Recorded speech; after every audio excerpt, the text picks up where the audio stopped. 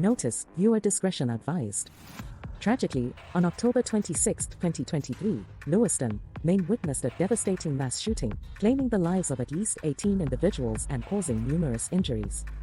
In this video we will explore its complex roots in politics, culture, and the legal system. America's distinctive gun violence predicament.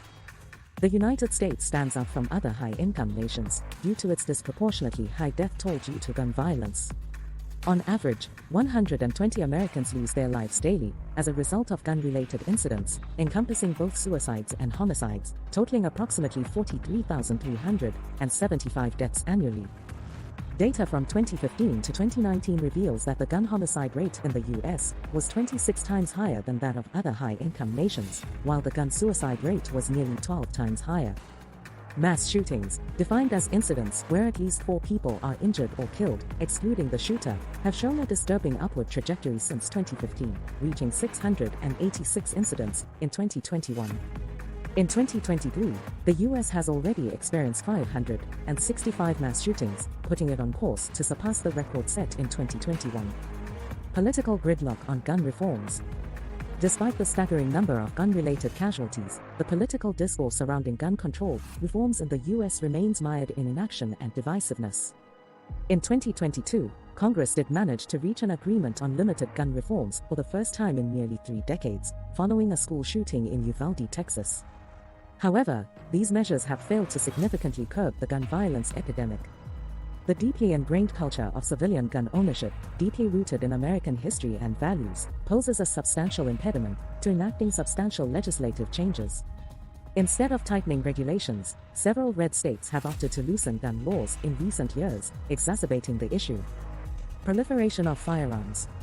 Determining the exact number of privately owned guns in the United States is a formidable challenge due to the absence of a comprehensive nationwide gun ownership database. Complicating matters are factors such as a thriving black market for firearms, the capacity to produce guns with DIY kits and 3D printers, and resistance from the gun lobby to federal legislation aimed at tracking gun sales and establishing a national handgun registry. A 2018 estimate from the Small Arms Survey indicated that there were approximately 390 million guns in circulation in the U.S., translating to 120.5 firearms for every 100 residents. This figure is likely higher today, particularly with the surge in gun sales during the COVID-19 pandemic. In contrast, other countries, even those with relatively high gun ownership, such as Yemen and Iceland, exhibit significantly lower rates of gun violence. Correlation between gun ownership and gun violence. Consistent research findings demonstrate a strong connection between gun ownership in the U.S. and gun violence, with some studies suggesting a causal relationship. For instance, a 2013 study from Boston University revealed that a 1% increase in household gun ownership led to a 0.9% increase in the state firearm homicide rate. Additionally, states with less restrictive gun laws tend to experience higher rates of gun-related homicides and suicides. The notion that addressing mental health issues would substantially reduce violent crime lacks empirical support. Even if all mental health disorders were miraculously cured, violent crime would decrease by only 4%, according to a study by Duke University. The good guy with a gun theory. A widely held notion in the United States, propagated by gun manufacturers and organizations like the National Rifle Association, NRA, is that increasing the number of armed individuals can prevent gun violence. This concept, known as the good guy with a gun theory, posits that armed citizens can effectively thwart attacks. However, data demonstrates that instances where police or bystanders have successfully stopped an active shooter are relatively rare. Armed guards at schools, for instance, do not necessarily deter shooters and may even escalate aggression in some cases. Cultural factors and policy stagnation. The culture of gun ownership in the U.S. presents a significant barrier to implementing meaningful gun control policies, particularly following mass shootings. In countries with a less pronounced gun culture, such incidents often lead to public support for comprehensive gun control measures. However, in the U.S., where self-defense has become the primary rationale for gun ownership, it is challenging to enact significant policy changes. While other nations restrict legal access to handguns within the community, the U.S. emphasizes the right to personal protection, further complicating efforts to curb gun violence. Political landscape.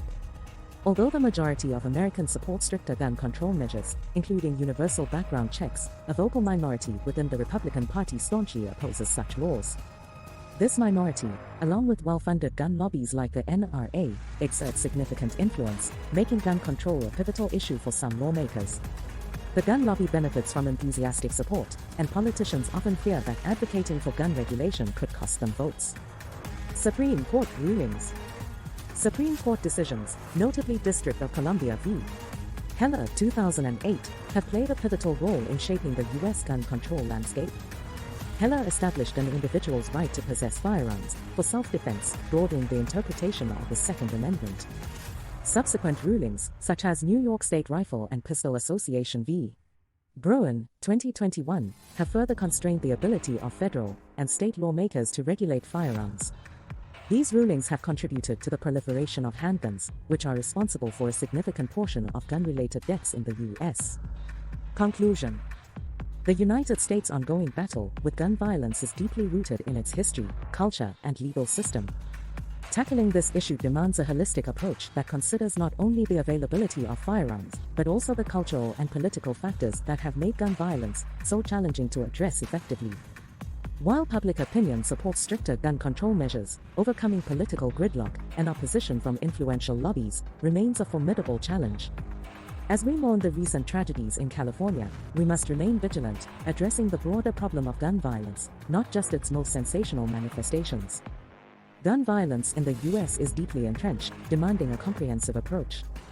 Let's remember the lives lost and work together to address this issue.